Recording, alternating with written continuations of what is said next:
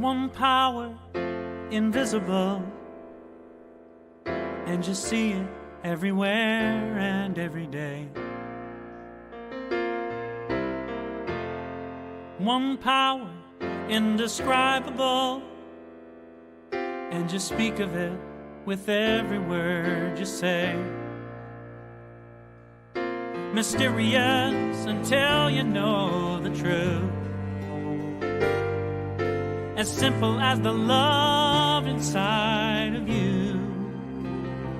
Call it God, call it Spirit, call it Jesus, call it Lord, call it Buddha, Baha'u'llah, angels' wings or heaven's door. But whatever name you give it, it's all one power, can't you see?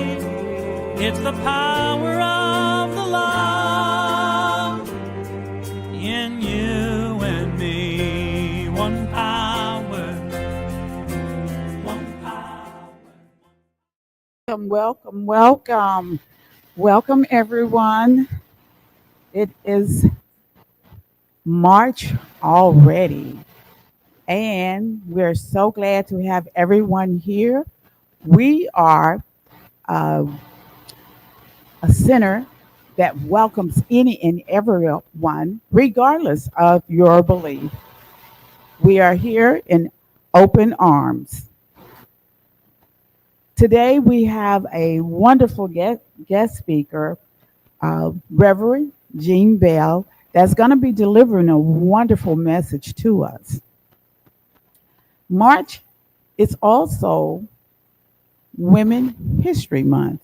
So this is going to be a special month of celebration for the women, but of course, it takes the men as well as the women to be able to bring about a balance. So we do look for that balance. We are steady moving forward as a community, looking forward to getting leadership in for the community, for the Center for Spiritual Living Midtown. There will be an email going out inviting everyone to participate in this process.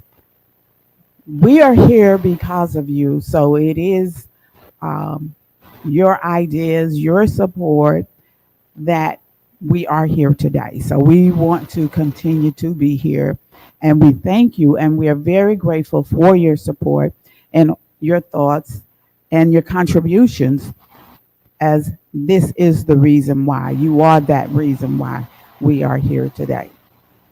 So what we believe is in our Declaration of Principle, and if you would join me. A few of the Declaration of Principles we live by. I believe in one God, one absolute power, and first cause to all things. I believe that this power is perfect love, and it creates out of a desire to express love. I believe all thought is creative, and how I choose to think creates my personal experience. I believe in the unity of all life, and the immortality of the individual soul forever unfolding. I believe in the eternal goodness, the eternal loving kindness, and the eternal givingness of God to all. And so it is. So grateful, hey. Okay, guys, we're rolling with this. So all is in divine order, and that's how we approach it, and that's how we see it. This is a great moment. It is a perfect moment, and we continue in this perfect moment.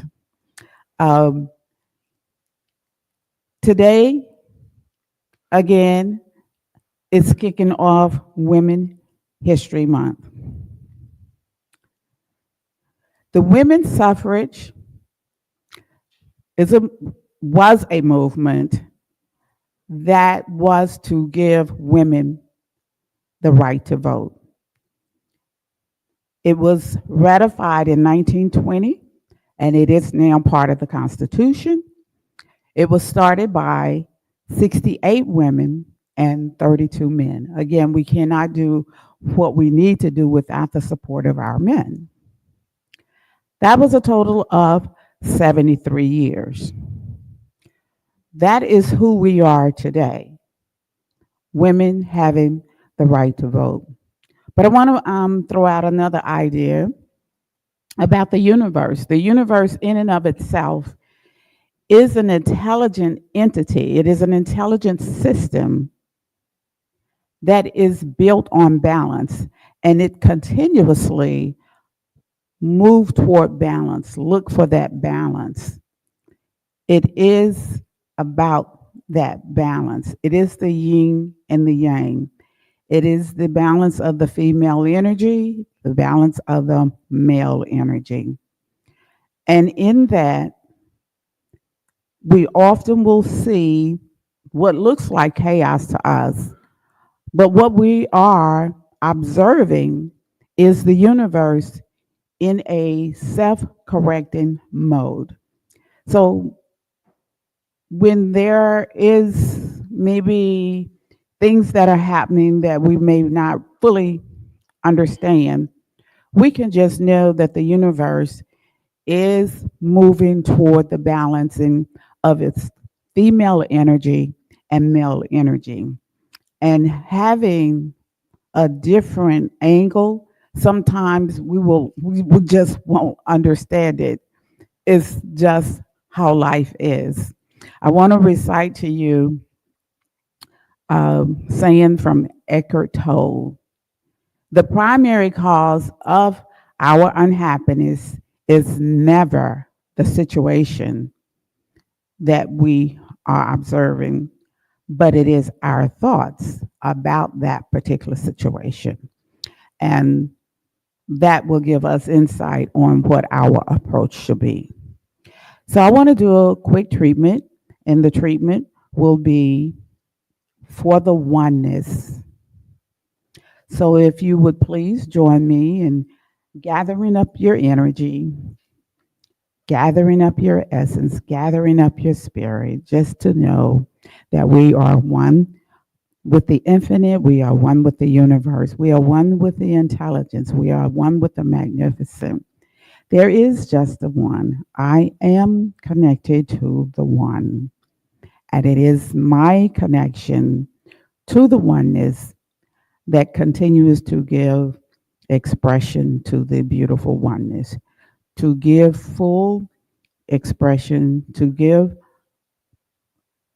openly to those that are present, to those in the world, to those that exist, to those that we know, to those that we do not know. It is this idea of oneness that gives us insight into who we are. I am one with the oneness. It is this clarity in mind that says, I am. And for this wonderful oneness, we give thanks. And so it is.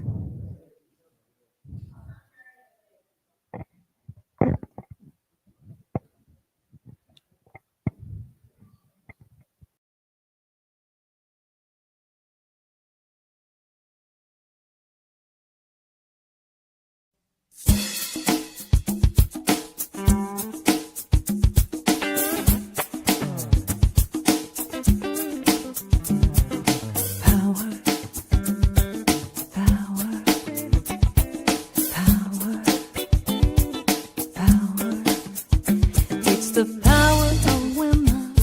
United we stand. We're making a difference when we join hands. It's the power of women who will heal this world.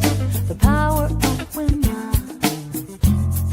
The power of women. The power of women. It's the goddess, it's the matriarch, it's the maiden, it's the crone. Every color, every race, through the ages it's been shown that women have compassion. Women show the way to a world that's filled with peace and love. Let me hear you say, it's the power of women. United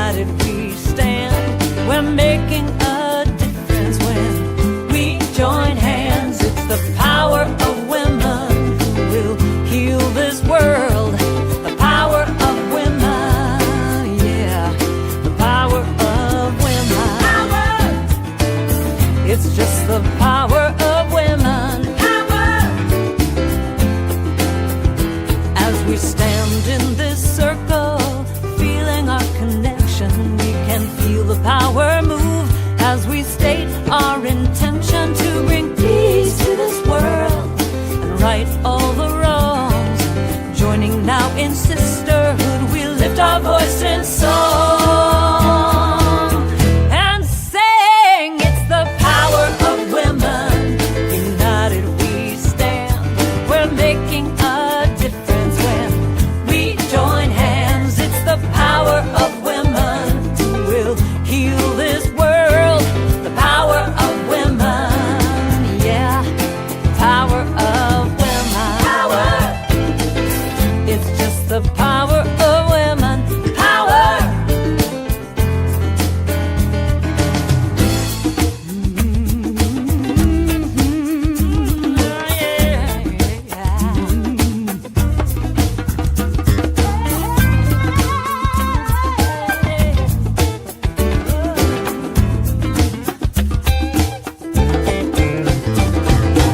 We've got the power to change the world, so what are we gonna do?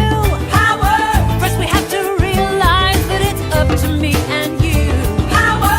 Every single day I'm gonna take the time to pray. Power! Spread some loving kindness to each person along my way. Power! So what you gonna do, what you gonna do, what you gonna do with your power? What you gonna do, what you gonna do, what you gonna do with your power? What you gonna do, what you gonna do, what you gonna do with your power? We are women of power.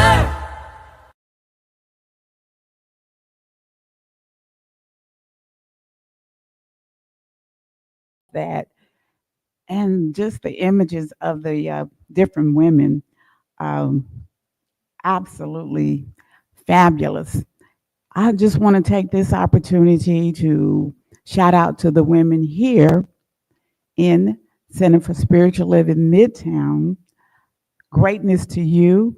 And again, a thank you for all that you do. And my special friend, Sylvia, we certainly appreciate all of the contributions that the women have made. And of course, they always tell you behind every great woman, there is a great man. Men, we love you too. We have a special woman that will be joining us here and giving us the message today that falls right in line with the wonderful women that were just shared with us. Reverend Jean Bell serves as the Associate Minister at the Spiritual Living Center of Atlanta, and over the last 12 years has served as SCLA in many capacities, including practitioner, board member, education director, and bookkeeper. Reverend Jean Bell hails from Reverend Jean Bell hails from Brooklyn, New York, and has lived across the country and abroad before finally settling in Stone Mountain, Georgia, with her wife, Rachel Cooper. She was introduced to Science of Mind in 2001, became a licensed practitioner in 2005, and a licensed minister in 2022. In a previous life, Reverend Jean Bell served in the U.S. Army as a drill sergeant, and we thank you for your service there. Moved into civilian life as an auditor, and finally, her deep love for the science of mind and spirit philosophy has called her to ministry. Reverend Jean is also the author of a children's book titled Brookie's Adventure, a metaphysical children's book that helps a child understand that God is in all things, expressed through all. Please help me and welcome one great lady, Reverend Jean Bell.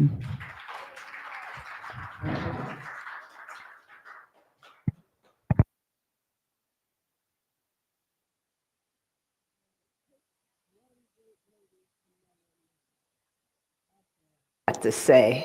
Good morning, CSL Midtown. It is so good to be with you again. I don't even remember the last time I was here. But I'm here again, and I'm excited to share this talk with you. I've changed it 11 million times. So if the quotes don't come up in order, that's why. So you know our CSL monthly theme is the flow of coming and going, breaking barriers, celebrating women then and now. And I'm going to talk about faith. And since it's Women's History Month, I'm going to talk about the founding women of the New Thought movement. I love the fact that Barbara incorporated the fact that there's a yin and yang to all things in life, that feminine energy and that masculine energy, and it flows through all of us, the divine feminine, the divine masculine. We are all truly incarnations of the one spirit, filled with its love, filled with its strength and its power. And as adherents of science and mind philosophy, you know we are all taught to be mindful of our thoughts. That if life is not going the way we want to, we can change our thoughts so that we can have a better life, better circumstances. We are reminded that our thoughts and our feelings are creative, and that the indwelling spirit is ever responsive to us. But sometimes the element of faith is not emphasized enough. Now, Diego, I think it is out there online. Not this quote, Diego. I added this one. Ernest Holmes, the founder of Science of Mind and Spirit, he said in the Declaration of Principles, also known as What We Believe, he said so beautifully that we're surrounded by a creative mind, which receives the direct impress of our thoughts and acts upon it. Yet sometimes this creative mind, the subjective mind, doesn't seem to be working for us. Oh, make no mistake, it's always working, but maybe not in the way we want it to, because we don't necessarily have a true understanding of how it works. I've had members come up to me and tell me that they don't feel connected, or they don't feel like they're in the divine flow of life. I've asked them, what do they think the reason for this is? And one of the most common responses is that their prayers and treatments are not answered. And the more I ask, and you know I'm going to dig a little deeper, and the more I dig a little deeper, at the root cause of their inability to connect with the creative process and bring forth that which they desire to be, to do, and to have in their lives is a lack of faith. They express the lack of faith in the indwelling presence, not being able to connect to it, a lack of faith in the law of mind, creative process, because they're not really sure of how the thing itself really works. Now, Ernest Holmes, he even defines faith for us. But first, he tells us that faith is the power of prayer. Faith is the treatment that we can use and bring about in our lives. He even defines faith for us and tells us that faith is a mental attitude which is so convinced of its own idea, which so completely accepts it, that any contradiction is unthinkable and impossible. So when we think about prayer, when we think about treatment, if he's telling us that faith is that mental attitude which is so convinced of its own idea, it's so convinced of that affirmation or that treatment, which then is completely accepted by us to already be an established fact in our lives. So then if that's the case, then any contradiction to our treatment and our affirmation is completely unthinkable and impossible. You know, he wrote that in the Science of Mind book in all capital letters. It's on page 283. It was just that important to him that we get this point, that he took the time to make it all caps.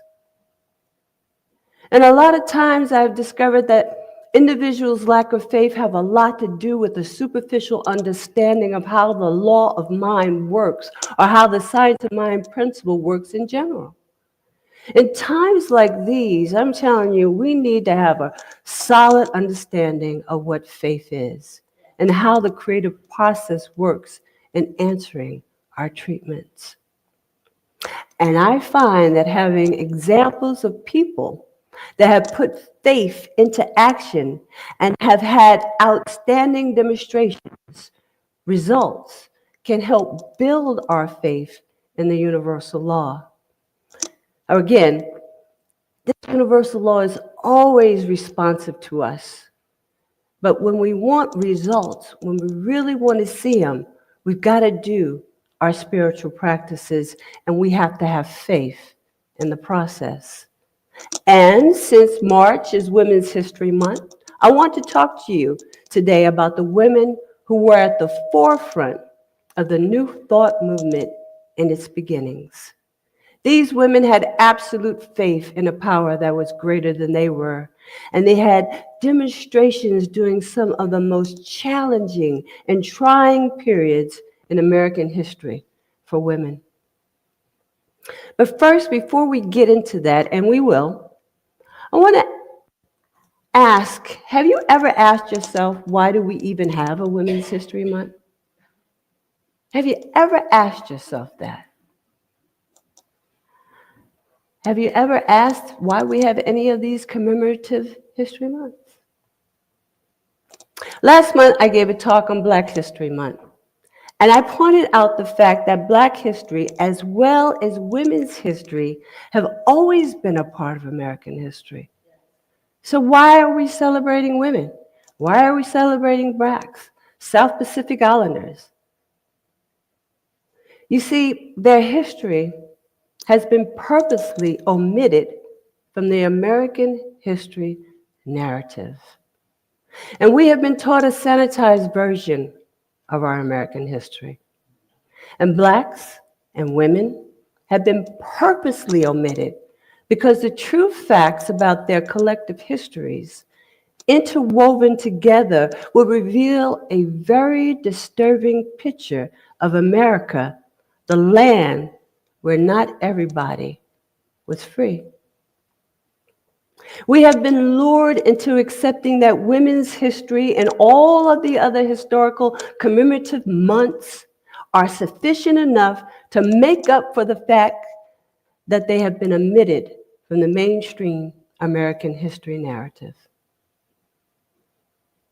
You might ask, what is the spiritual relevance of the lack of women's history in mainstream history?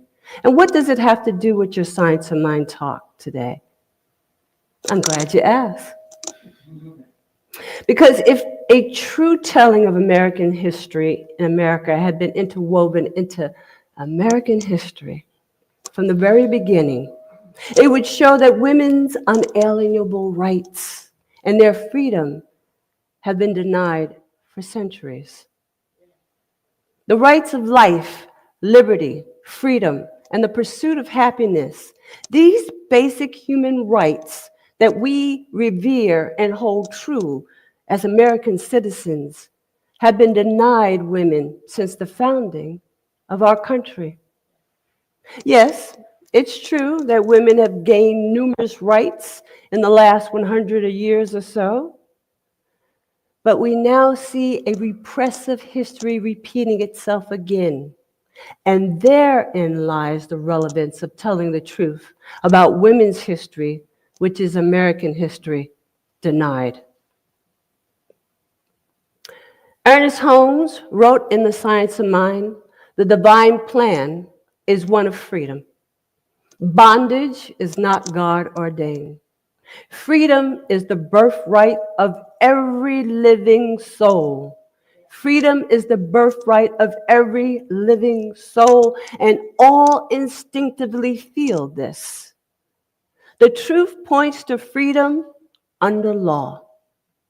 Thus, the inherent nature of humanity is forever seeking to express itself in terms of freedom. Anytime we can tell a more true and complete story about our history from a spiritual perspective, we fulfill the divine plan of freedom. So although it's Women's History Month and we like to just recognize women's accomplishments, let's be cognizant that history is also about the journey these women took towards freedom and equality. And that history untold is truly doomed to repeat itself. And we see that now a lot in current affairs. So with that said, I wanted to give you something to think about the next time one of these commemorative months pop up. I want you to ask yourself, why were their history omitted from our historical narrative in the first place? But I digress. Let's get back to the importance of faith and how the founding women of the New Thought movement lived by faith and how they used the universal law to rise above the repression of their day. Now, the New Thought movement has always been a philosophy that promoted gender inclusion and has and continues to be on the forefront of gender diversity. During the 19th century and the early 20th century, New Thought women were impactful spiritual leaders, writers, and teachers. They became founders and co-founders of the New Thought religious movements such as Christian Science, Divine Science, Unity, and they put the New Thought movement front and center on the world stage. Women like Emma Curtis Hopkins, who is known as the teacher of teachers. She taught Ernest Holmes, founder of religious science, Charles and Myrtle Fillmore, co-founders of Unity, Emily Cady, Melinda Kramer, and Nola L. Brooks, co-founders of Divine Science, all taught by Hopkins. And then there was Florence Scovel Shinn, author of The Game of Life and How to Play It, and Genevieve Barron, who studied under Thomas Troward. And that's just to name a few of these founding women of New Thoughts, these powerful women. The New Thought movement also had a great appeal to African American women, resulting in many influential African American ministers, making a New Thought impact in their communities, such as Johnny Coleman, Reverend Johnny Coleman of Unity, Reverend Bishop Dr. Barbara King of Hillside International, Reverend Ruth Mosley, also a Unity minister, and so many more. These women not only were great spiritual leaders, but they established churches, and they taught New Thought ideas and gave sermons during a time when women weren't allowed. They weren't allowed to do such things. Some of them lived in a time when they were considered second-class citizens. They couldn't vote, couldn't own property. There were restrictive laws that prevented women from being autonomous and equal. Yet these women knew a greater truth and was not bound by the precedents of their time. You see, it was because of their faith and their ability to use the universal law that they could fulfill their desire. They did not yield to patriarchal rules or limitations. They didn't let gender or race stop them from knowing that they were divine incarnations of spirit and that their word was law unto the very thing they declared to be true. And they declared that they would teach, preach, build ministries, write and publish spiritual books, found and co-found religious institutions. And it was done unto them as they believed because of their faith. These women knew that when they aligned their thoughts, words, and actions with the indwelling presence, they knew that with faith, all things were possible unto them. They knew that God is not bound by precedents, and they knew that their life was the life of God, and they took that to heart and to action and made a way out of seemingly no way. These women inherently knew that their nature was one of freedom. They were women of faith, and they had faith in a power that was greater than they were, and they recognized within themselves that they were worthy of a better way of life, that they were worthy of freedom, and they demonstrated that freedom to all. They lived their freedom regardless of what society said how women should behave, regardless of what the clergy of their day said women should not speak from the pulpit, regardless of any paradigm that they were faced with. They knew a greater truth about who they were. And they had faith in that innate truth. So I offer you this. When life is difficult and your faith feels depleted, and you can't get into the divine flow, let us remember these women and their absolute faith in spirit and the numerous adversities they overcame. Let us remember Reverend Johnny Coleman, a famous African-American unity minister who transcended a segregated America and built a thriving ministry from the ground up with over 20,000 congregants in a time where that shouldn't have even have been possible. What was her superpower? Faith. Reverend Johnny said, faith sees, faith knows. Faith is more than an idle hoping or believing. Faith knows Faith knows that God's outpouring of itself is irrepressible, infinite, and absolute. When you are consciously aware of this, your faith grows courageously, and you can trust God to get the best out of the worst. Faith is your spiritual fingers. It reaches into the spiritual realm and lifts your eyes above all material things and points to the Spirit as the source of all. Let's take these women's example and build up our faith of universal law and spirit. Take Science of Mind classes. Dedicate yourself to spiritual practices of meditation, affirmations, visioning, and fellowship. Let's make faith our superpower. We have a great deal to be thankful to the founding women of New Thought movement for letting divine intelligence express through and as them. For they knew that with faith, all things are possible. And so it is.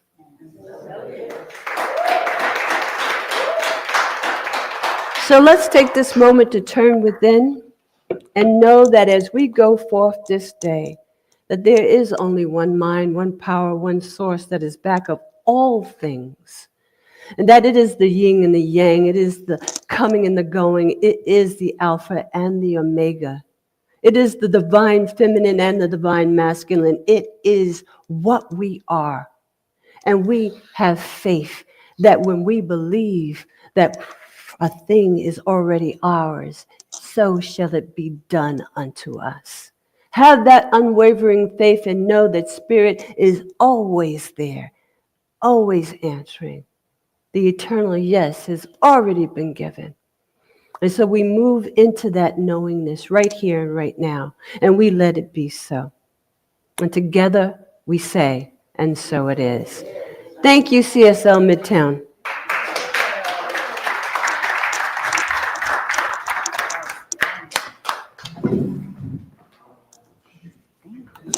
Drill sergeant. Silly. Push the audio button. There we go. Sorry, everybody. All right. Thanks, Reverend Gene. Awesome.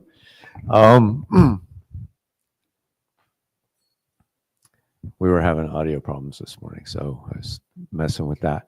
Now it's time for our prosperity affirmation of abundance. So you can use the QR code or go to cslmidtown.org/donate, or there's a basket in the back of the room for those of you lovely people here in the room. So I would like for you to say with me our affirmation of prosperity. I live in a universe of abundance. As I freely and joyfully give, I join in the divine flow, and all that I share with life returns to me, multiplied abundantly, and so it is. So here's some announcements for next week. We have a speaker that you all know who's in the room today, Reverend John Karn. And right after this, we've got our annual meeting, so we'll get set up for that. I'm going to do a couple of things to switch around so that people on Zoom can actually come in here and watch. So give me a second for that. But John's going to talk about a still small voice. That's his talk. And that will be online. So that, yes, I do want to say so. So if you're listening, Barbara mentioned it earlier, the co-creation process is starting on Saturday, the 22nd, for the whole congregation. So that'll be Saturday morning. Look for, well, there's a sign-up sheet in the back if you want to do that. We'll talk about it more in our annual meeting. Yes, Lynn? The co-creation process, what is it? Well, all right. So the co-creation process is a process that CSL has in place for us to, it's kind of visioning, but it's also what we need to do to create what we want as a center, what we want to attract as a spiritual leader, and what we want to be in the world. So that's the whole premise of what the co-creation process is. And we invite everybody to work with us on that. So Saturday, March 22nd in the morning, we'll get all the details out to you. If you're in the room and you want to sign up, we can make sure you get the information. We're going to send evites out. We'll keep announcing it every Sunday up until that Saturday. And we look forward to what that's going to bring us this year. Yeah. All right. So that's all here, out, published for you on the web. Get it? And our affirmation of life. Yeah. I leave this place now knowing something better than I knew before. I go forth into the world with a heart full of love and a mind full of good sense. I give the world in a greater way, knowing that I have within me everything I need to create the life I desire. I give thanks for this understanding, and I'm grateful for the spirit of life that lives through me. And so it is. Thanks, everybody. And I'll get the Zoom set up, and we'll get the annual meeting started.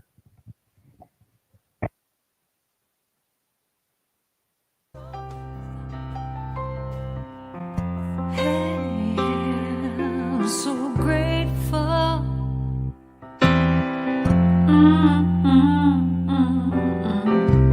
I'm so grateful. I'm so grateful. I'm so grateful for all that I have.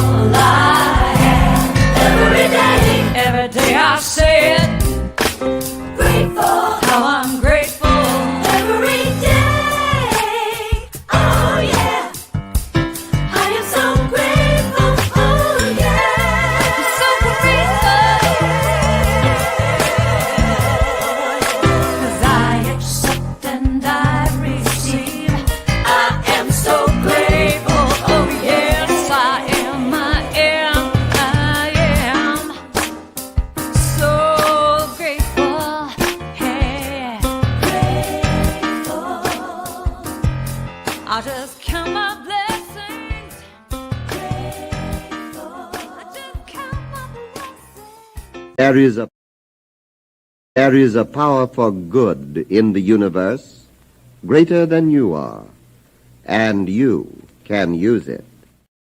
Welcome to Science of Mind Archives, your gateway to spiritual wisdom. Join us for our grand opening gala. Experience a weekend of inspiration. Enjoy a ribbon-cutting ceremony, a gala dinner and workshops, plus a labyrinth walk and town hall. Connect with a community of seekers. Explore spiritual teachings and resources. Find your path to personal growth. Join us from April 24th to 27th. Lodging options are still available. Visit our website www.scienceofmindarchives.com for more details. Please RSVP by March 15th. Featuring Reverend Jesse Jennings, musical inspirations with Karen Drucker, and the spirit of Ernest Holmes. Come celebrate our new home at Unity Village, Lee's Summit, Missouri, and please visit www.scienceofmindarchives.com.